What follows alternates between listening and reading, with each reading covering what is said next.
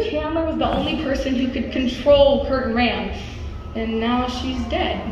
Look who's having second thoughts.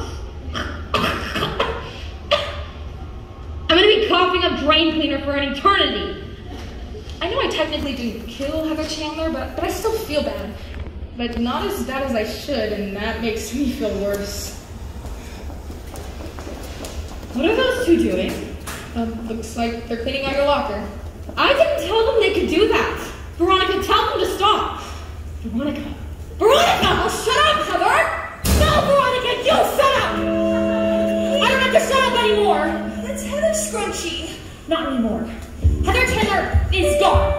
It's up to me to replace her. Replace Heather? Please. I think you should worry less about me and more about your reputation.